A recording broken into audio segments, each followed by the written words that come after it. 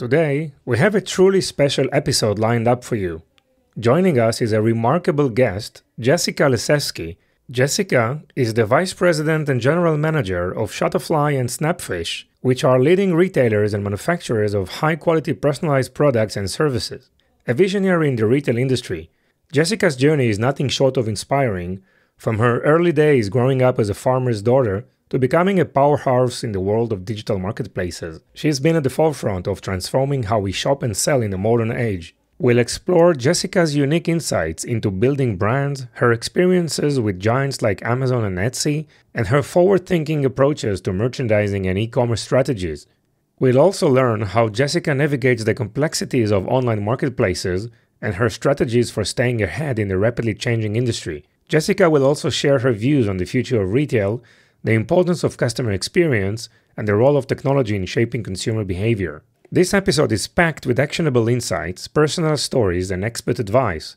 It's a rare opportunity to hear directly from the leader who has not only witnessed it, but also influenced a significant change in the retail and e-commerce sectors. Let's dive in.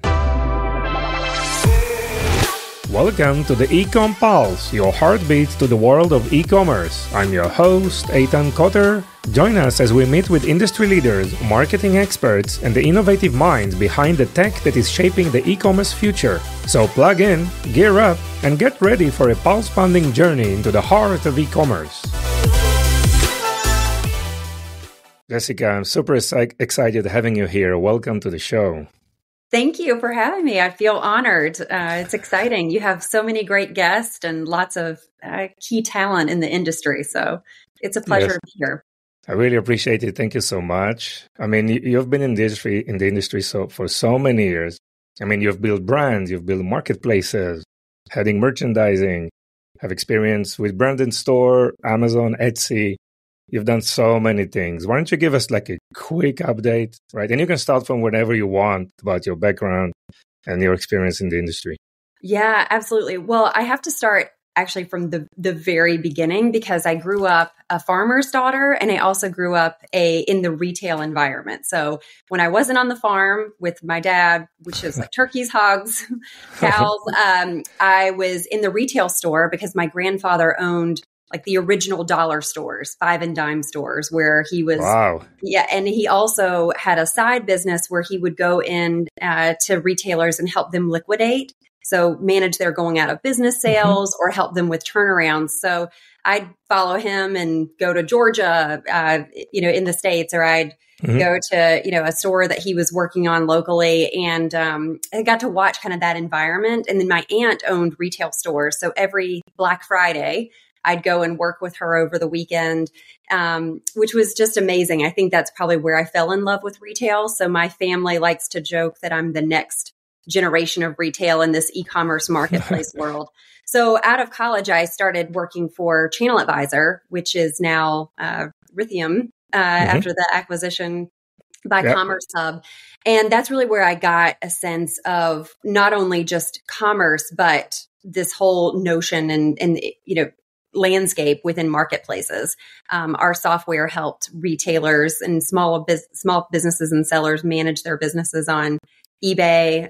We eventually expanded to Amazon. And then from there, I just worked in a variety of different capacities. I had a stint at Barnes & Noble, helping them stand up a marketplace, went to eBay to help them scale in working with large retailers and merchants. So that was in the John Donahoe era where we were working with brands like Under Armour and Calvin Klein and Kate Spade and Coach, and helping them find new ways to generate revenue off of their either factory outlet product or just their excess inventory. And then went into the B2B space for back again for a bit, worked for some small retailers, helped a local jewelry company expand into China and Italy and the UK. So that was interesting, taking a brand international. And then, kind of found my way to a company called Spoonflower in Raleigh or Durham, North Carolina, where I was chief revenue officer, helped them scale through the pandemic. We were acquired by Shutterfly and the rest is history. And that's how I ended up here. Yes. Wow, amazing, amazing. Thank you for making this short because I know I always ask about background of guests, but no one ever started from, being a kid. So you're in retail from being so young. So, and also say that you are passionate about it from the beginning. So it's really nice. I mean, kudos to the parents, right? To the father, Yeah. Yeah. right? So, I think I'm sure they had high hopes of me being a doctor, a lawyer, or a veterinarian or something. But yeah, especially, when I remember when I was trying to explain to them what I did at Channel Advisor, and it was such early days of commerce. It's like, what you do what yeah. now? I, I And know. now it's just kind of they're major shoppers online, so it's pretty funny. Yeah, I mean, we are in a business. It's very difficult for our parents to understand what we do, right? I don't know if it's maybe the industry or our age. So, but anyhow, Exactly. I think they also feel like I'm tech support. So, can you help me? yeah, You're in commerce. Can you help me do this? I don't know the ins and outs of a MacBook, but I can definitely tell you how to navigate the Amazon Marketplace landscape. So, yeah. So how things today in Shutterfly? I mean, you lead the VP of merchandising. Tell us a little bit about this role. yeah, it is such a fun company. It's such a fun experience because if you think about what we do, the heart of what we do is we help people preserve their memories and take something that is trapped on your phone where people have thousands. I mean, the average consumer has over 3,000 photos on their phone.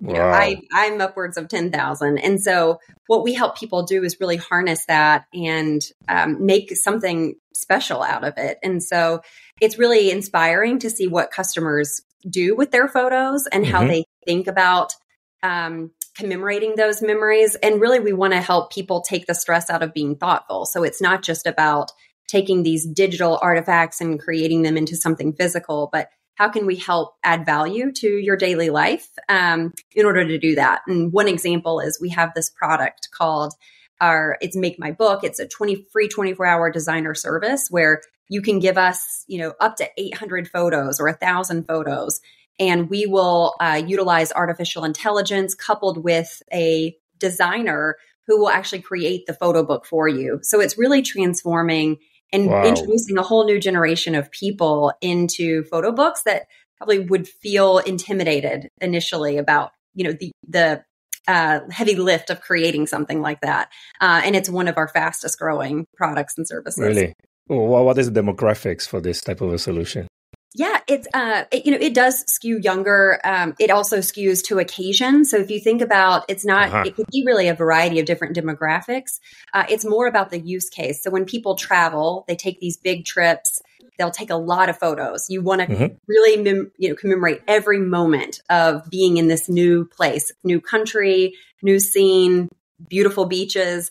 And that's a lot of photos to do something with. And again, people feel a little scared of how am I now going to put this into a photo book? It's a lot. I just won't do it. So it kind of skews to those bigger books. Weddings is another big event. So you have a lot of photos from your wedding. You have the photos you get from your photographer. You have all the photos that your friends and family might take and you put on, you get sent to you. And so that's another common use case. And then those big year-end reviews. So it's becoming, more and more of a trend of, again, people have all these photos on their phone and they want to think about how do they commemorate the year. And so, hand us your photos for a full year and we'll create it into this beautiful chronological event that, it's another coffee table centerpiece and it becomes something you sit and look at with your kids or you look at with your friends and family.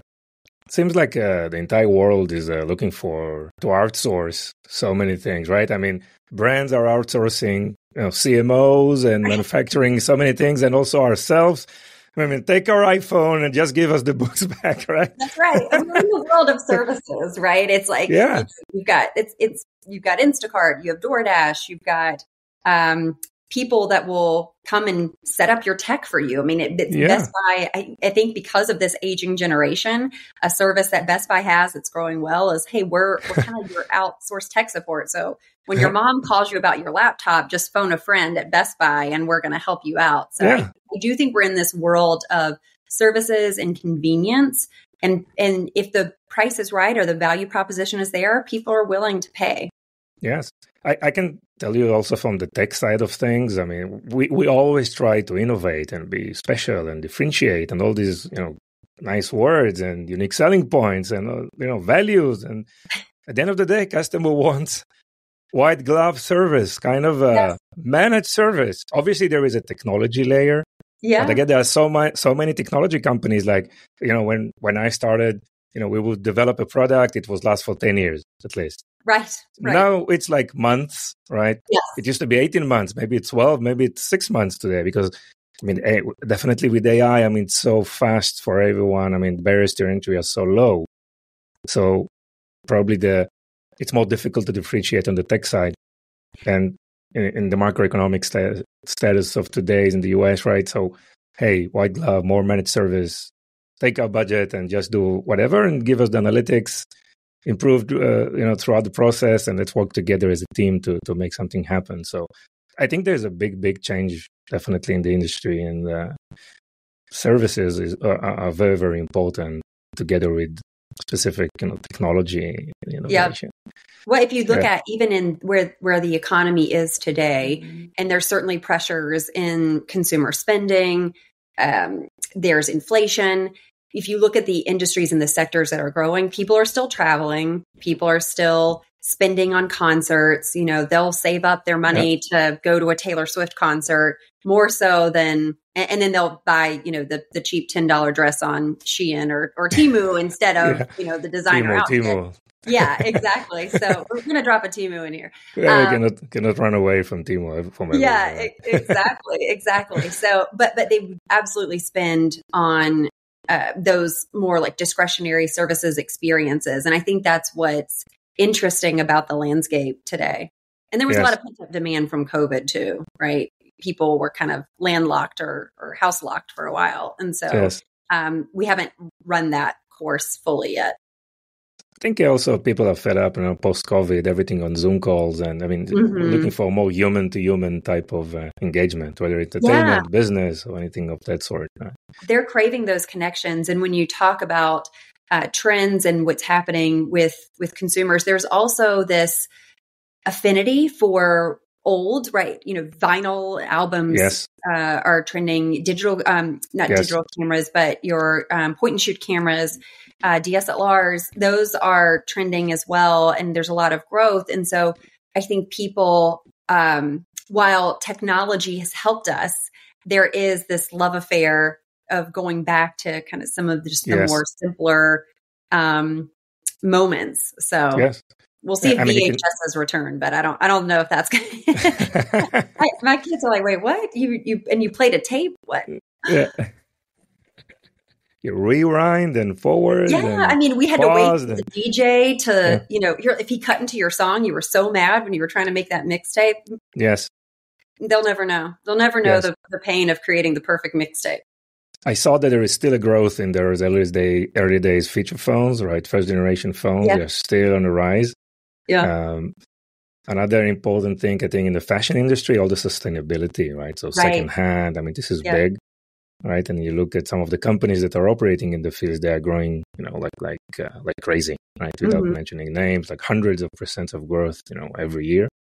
So I know you're also very, great advocate for customer experience. Yes, and you have a lot of experience in customer experience and user experience. And what do you think is the best, or from your experience, the correct process to identify, what consumers really want, and what some of the best practices that you have developed and put in place in some of those scenarios?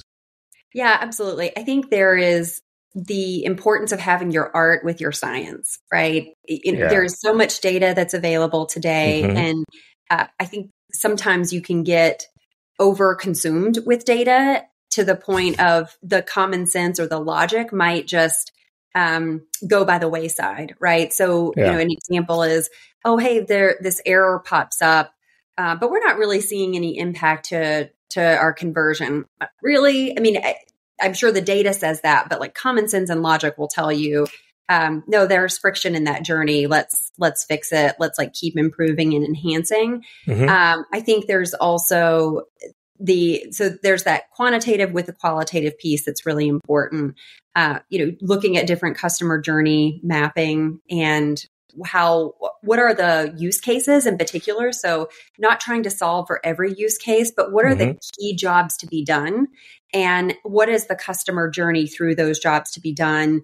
And that experience, and how do you keep improving and keep raising the bar? I think sometimes there's, good's good enough and we'll move on. But if you can kind of keep pushing and keep taking friction out and, improve that by, 1% in conversion, and that's like your highest revenue, your highest funnel, it's going to be so much more gains than like focusing on some of the small things or the shiny objects. I think a lot of times retailers have the tendency to get distracted and forget about the commerce fundamentals, and just kind of keep in honing in on those, keep improving those because they're chasing, we need to implement this new Bitcoin at checkout, or we need to go after NFTs or whatever the next, we want to add this AI bot to help our customers shop.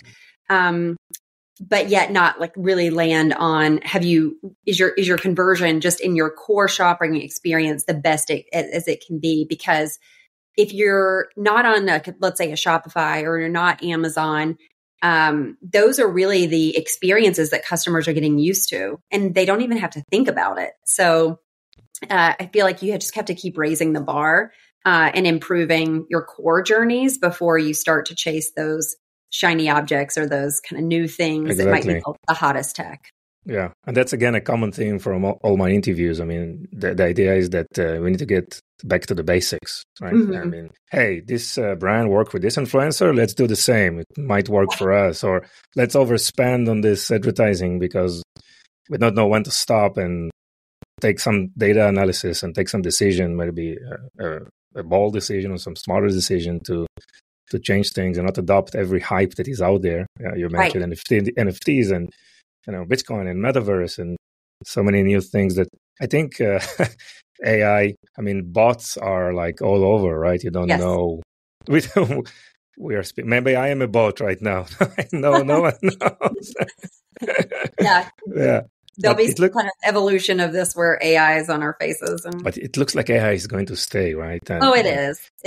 It's. I think a lot of companies use AI because it saves a lot of time and money for them, I guess.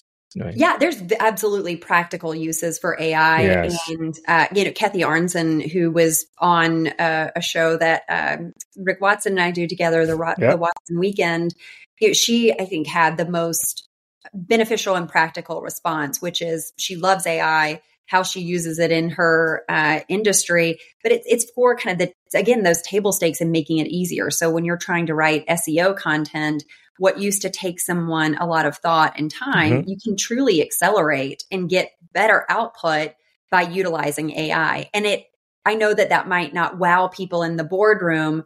Those are really the practical use cases that are going to help accelerate and provide value add to a retailer in efficiency and help you scale your resources faster. I know that it's more enticing to kind of talk about, we've introduced this new magical AI bot that's transformed the way our customers revolutionized, transform one of these. Yes, it's transformative. But I think that really those practical use cases are what's going to help differentiate a retailer between extracting the most value from an operational efficiency perspective while we keep letting the tech evolve to where it needs to be in order to do some of those more transformative customer facing things. But I mean, AI's been around for a while. We've had chatbots in customer service forever. And that's been another form of AI.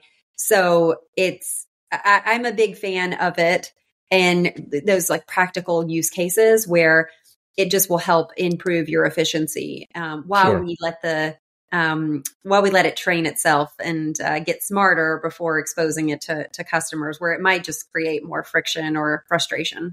Yeah. Again, I fully agree. I mean, we cannot put AI in the same metaverse slash NFTs slash Bitcoin, categories. This has a major impact, right, on our lives, and it's just started, and it moves so fast. I mean, if you look at Sora now, right, from OpenAI, I mean, what they do with video, like text to video, I mean, it's unbelievable. But hey, you mentioned Rick Watson. Maybe it's a good opportunity for you to share more info about the weekly show and what you do with Rick. Yeah, absolutely. So Rick and I have known each other 20 years now. We started it early in our career at Channel Advisor together. We worked at Barnes & Noble together. We've done some consulting work together. So he is a very dear friend. And every week we do a show just talking about e-commerce trends, what's happening in the market. We'll analyze earnings of companies like Shopify, Walmart, Target. We talk about the dynamics of Temu, Shein, and what that's doing to the industry, which is also fun to watch. And then I do a segment called the Consumer Happiness Index, which really just meant to help retailers get a pulse on what's the consumer sentiment, what's the CPI data saying, what's the retail data saying, what are people buying, and how does that help from a forward-looking perspective of where we see the economy going. There's lots of different resources out there and lots of different insights of what will the consumer keep spending or won't they. So the spirit of what we're trying to do is help break it all down and analyze it and make it digestible. So every week we have this show. It's a lot of fun, and it's just like talking to your friend about topics that we're very passionate about and like to dive into. Wow, really, I mean, everything that you do there, you and Rick, and so thank you so much. It's really an inspiration, right, for all of us. So well done. Oh, thank you. I'm glad people like it. I think you start something and you hope that people will respond well to it. And I think the benefit is that Rick has built this amazing community in the e-commerce industry. Mm-hmm. He's so knowledgeable, and people just inherently trust him and they want more.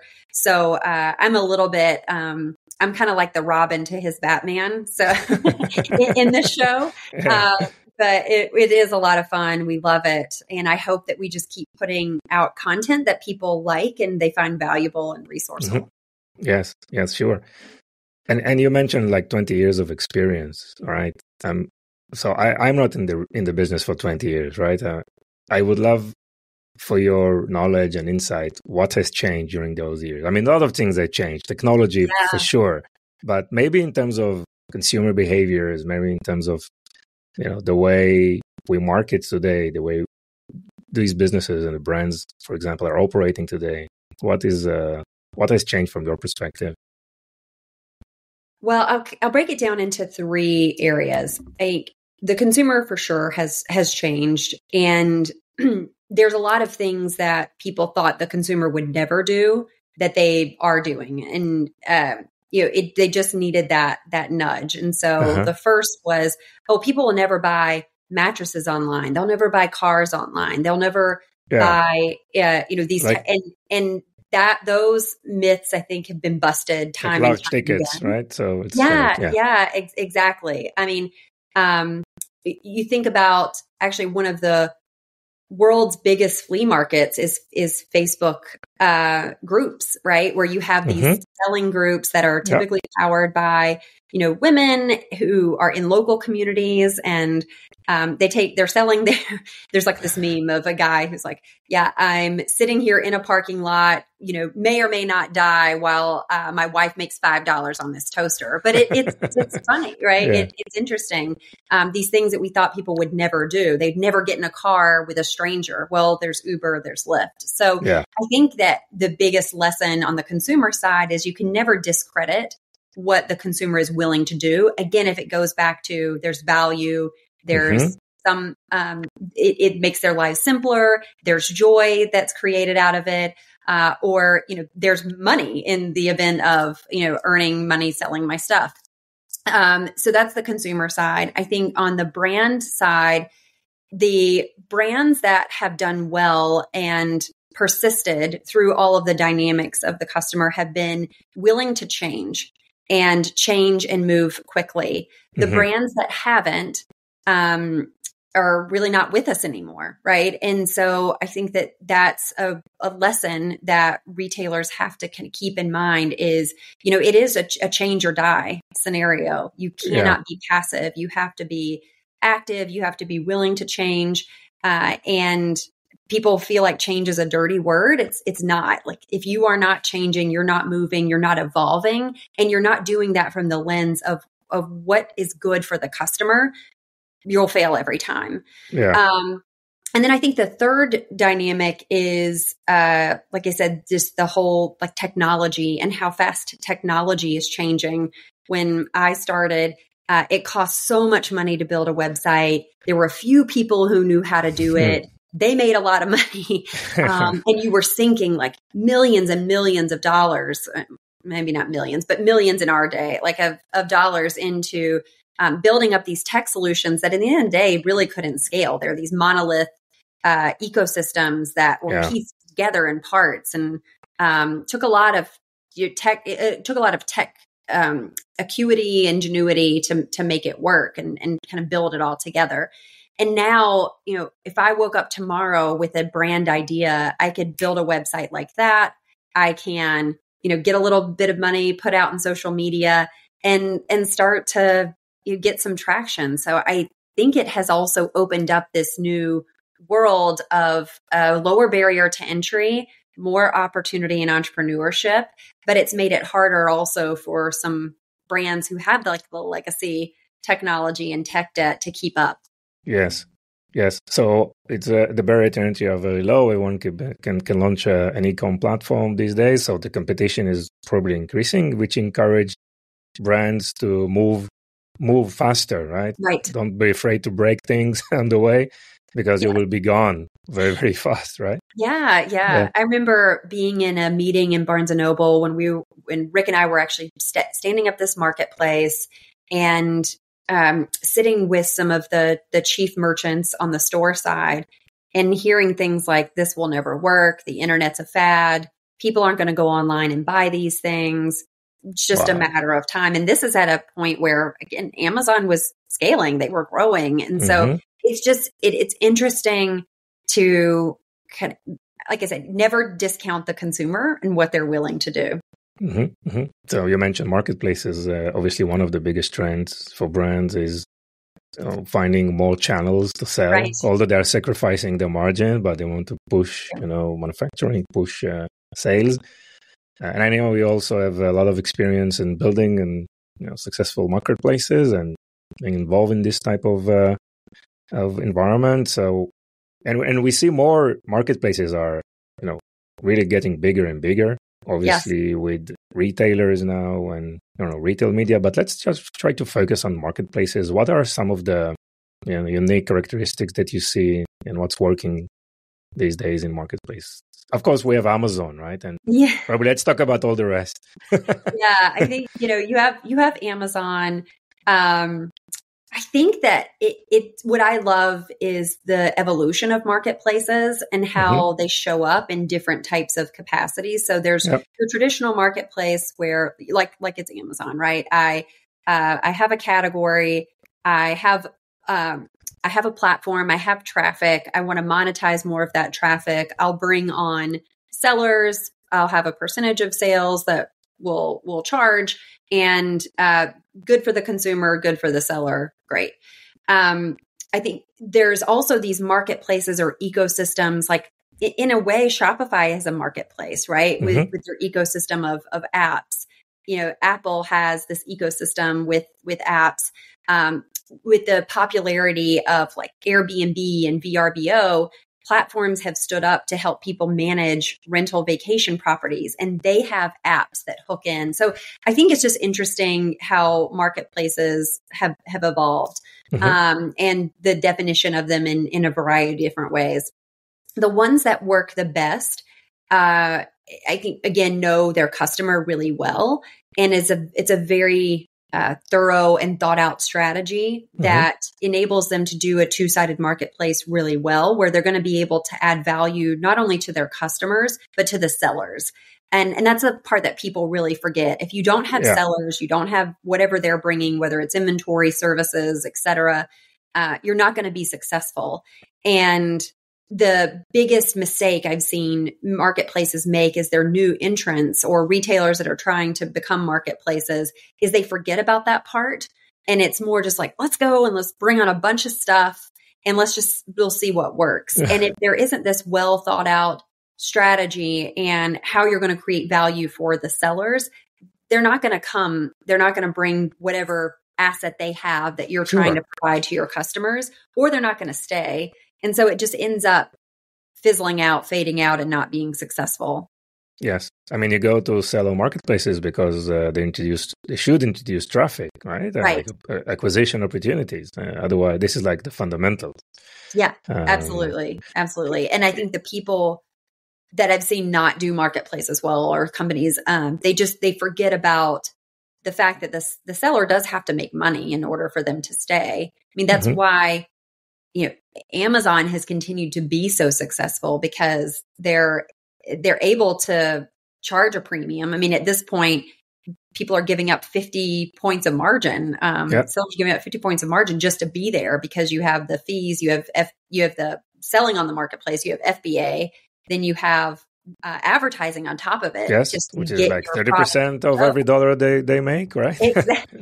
Yeah, I think Rick had said before, your margin is their opportunity, and it's true. Nice. I mean, it's getting really complex. I mean, there are so many communities, right? You have the Twitch community and the YouTubes and the Instagram and now TikTok, and you have Amazon and Walmart. I mean, it's like, how can a marketeer, take a decision? I think it's very, very complicated. This is first thing. Second thing, once you take the data, it's very difficult to analyze it. Okay, so great, I have sales on Amazon, but was it really triggered from all my activities on Amazon? Maybe they started on my website. Yeah. If I'm a retailer, they've been to my offline store maybe, and then made the decision because they have the one-click checkout and they like Amazon, so they shop on Amazon. So I think all these omni-channel type of user experience and definitely data is very, very difficult to digest and to analyze. It is. You have to do your best to extrapolate and see. When I was at Spoonflower, we sold on Etsy, Amazon, Walmart, tested a lot of different things, and Etsy by far was the biggest channel and most important channel because it had the consumers that were more close to our customers. It also was a source of new customers. So we could see people would make maybe their first purchase on Etsy, and then they would come back to spoonflower.com directly. And so that was a channel that we chose to invest more in because we could better analyze and see that connection point. Going back to Amazon, it was just in our category a race to the bottom and not necessarily something that could be sustainable for a business where you're selling wallpaper, you're selling fabric. There's just so many different types of companies that you're competing against. And you can see on Amazon, people don't care about the brands as much.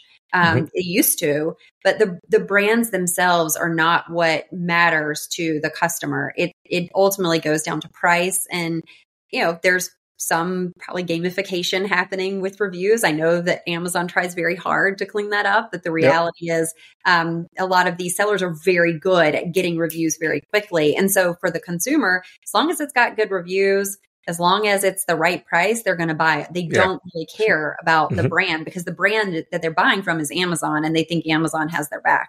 Yes. They've built something very, very nice. And it's also now there is a huge opportunity for online retailers or retail media. I mean, just look at the revenues that Amazon did on advertising, and it's just the beginning. Obviously, when we see that Walmart and Vizio are merging, and retail media is going not only on the retailers, let's say, digital asset, but also Amazon has Amazon Prime, and obviously Netflix and Disney, they are starting to bringing more and more of these advertising budgets into their pipelines. Yeah, right. So it is. I think it goes back to what we were talking about earlier. Retailers need some other avenues of revenue to be sustainable or continue to find growth. When you look at Etsy, Walmart, Amazon, the businesses that are growing in higher double digits are their advertising businesses or their media businesses. Yeah. And it is providing, it's rich margin. So it's also, boosting the overall P&L and profitability of the businesses. And so I think the challenge for retailers is not every retailer can build a media company, or, that's something that is going to work. And so you have to then look at, right, well, what asset do I have? What can I provide that's value add? And will offer something interesting or unique to the customer, but also help either my distributors or my brands, et cetera, get more exposure or get more sales. And so I think that companies are going to have to keep getting creative with the services that they can provide or offer. And what's the customer willingness to pay and how will they be able to charge for them? But diversification of revenue, new sources of revenue, or, partnerships. You see more brands collaborating or doing these partnerships. I think that's Crocs has done that very well, where they either are partnering with an influencer or they're partnering with another brand. They're creating something that's really special. They do these drops and they sell out. And so they've honed in on that formula and made it work for them. But again, it won't work for everyone. So to your point earlier, you can't just keep chasing the next idea. You've really got to dig and understand what's the unlock for your brand and how do you invest in it. And from the retailer's perspective, I mean, it makes so much sense to utilize your inventory for advertising, right? But I see, so beyond, Amazon and Walmart, maybe Costco, okay? So you have like a long tail of huge list of retailers. It seems to me that they are moving very, very slow, right? I mean, I guess the technology barrier for to become kind of a media network or advertising engine, I mean, it's probably not a straightforward implementation. And I think they're putting money on the table. It's the technology piece. There's also some expertise, right? You have to have talent that understands how to do this, how to unlock it. There's also just different like financials, accounting. And so I think that it's a matter of placing your bets and being willing to go all in and what's that return. And it's not an easy leap for everyone. Yes. Jessica, so many companies grew without any substantial effort during COVID, right? And now they're scratching their head. Okay, it's getting tougher right now. And a lot of them are spending time in upgrading their platform or doing replatforming, right? And I know you also did that. And so what have you learned from this process, and what you've done like differently? Yeah. So when I've done replatforms in the past or built websites, I think it always takes longer than you think, and you need to account for that. I think you have to ensure you've got a small team that is trusted by the organization, that it's able to make decisions and move quickly. Because when you have decision by committee, it's taxing, and again, it adds to that lead time. You've got to be willing to not have it perfect out of the gate and take it in some stages. So I think a lot of companies maybe try to work like front to back, like, oh my gosh, my user experience is terrible. I need to fix my UX. Let's tackle that first. But if you get, 2 to 3 points of improvement at checkout, like they've already made it to the funnel. Like, let's just help them get through that process. And so, you can work backwards and actually get this like even more gains, because if you fix your front end, but people get to the checkout and you still have the cart abandonment issue, like that's a problem, right? So fix your cart abandonment issue and work backwards. So that's a learning. And I think that there is no perfect system. It's going to be a perfect system for you. And so what are the things that you ultimately need to do, and how do you make those decisions? And I think the last thing I will say is that whole build versus buy, push pull between the tech teams and the business side. you've really got to have tight alignment on what are your guardrails in terms of where you're willing to build and what do you want to build, because that can be unique, proprietary to you. And what are just go back to those core commerce fundamentals that other people are doing really well, other commerce companies are doing really well. Why build those? And so I think it's being willing to make that call and invest in the things, use your tech talent to invest in the things that could be truly differentiated, more so than checkout. Yes, yes. Again, the same theme throughout the interview. I mean, going back to the basics. It's the idea of, also I hear it from other brands, I mean, cutting down SKUs, cutting down non-profitable markets, trying to make the strong stronger. Right? Yeah, absolutely. Well, I think the playbook of, for a while, right, was the more product you had, the more inventory you had, you have the benefit of long tail SEO, you had the benefit of getting customers in, and there's lots of choice. But what we know and are seeing more of is people are getting paralyzed by choice. They want to make a decision and they want to make it quickly. And so I think the tighter your inventory looks, and probably unless you're Amazon, but the tighter your inventory looks, the better it is. And if you're focusing on your high-powered SKUs, those workhorses for you, and then you're utilizing, going back to those basics, what is that like complementary item or complementary service that will help increase the basket size through cross-sell or upsell? That's where you're going to get the benefit. And how do you think about the customer journey that way? Versus just like the spray and pray of, let me just add a ton of products in my catalog. Yes. I guess the focus is just the other way around, right? Focus and great. Jessica, so how do you see 2024? What is your outlook for the year? So I'm looking a lot, like I mentioned, at this data. I think there are a couple of things that for sure concern me. The first is we have over $1 trillion, it's 1.3 trillion now in consumer credit card debt that I think is going to be difficult for consumers to dig out of.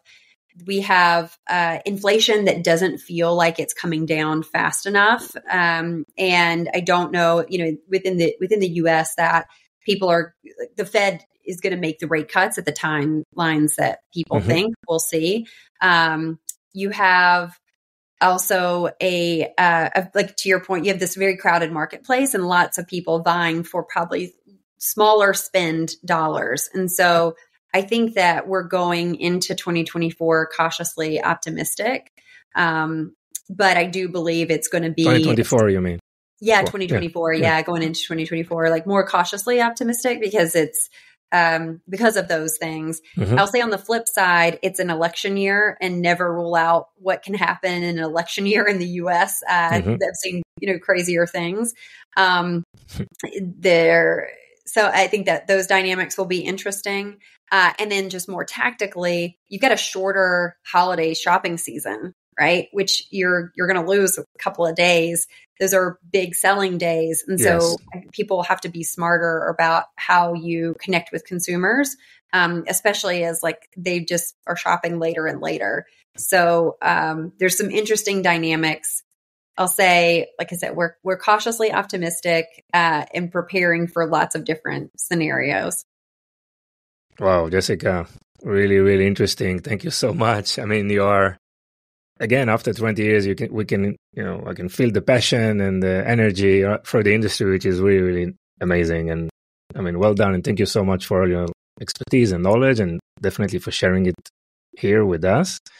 And on a personal note, please share with us something that most of your professional network is not aware of you, something from your personal life that you're happy to share.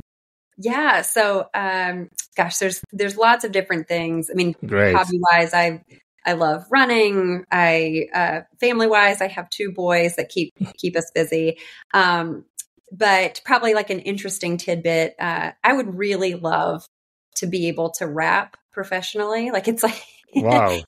And I've taken a long time to learn like a couple of songs. And really? So I'll play them out when we go to the karaoke bars. But yeah, so that's probably more of a fun fact. Nice. But my go-to is Lose Yourself by Eminem. So really? You want to share with us oh my gosh. some bits? It's 7:30 in the morning for me. Okay. Usually I have a beer, not coffee, before I get kick started on that. No problem. We'll schedule the next one in the evening. Okay. So, yeah, right. you got to get a beat for me. No problem. We'll fix that.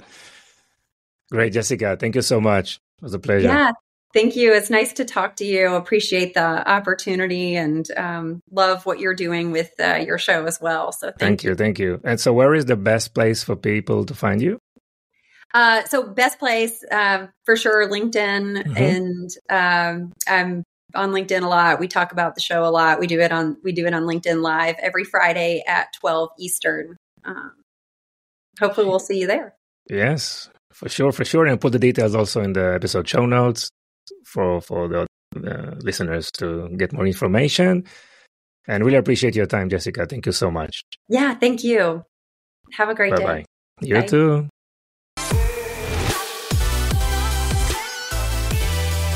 Thank you for joining us on this episode.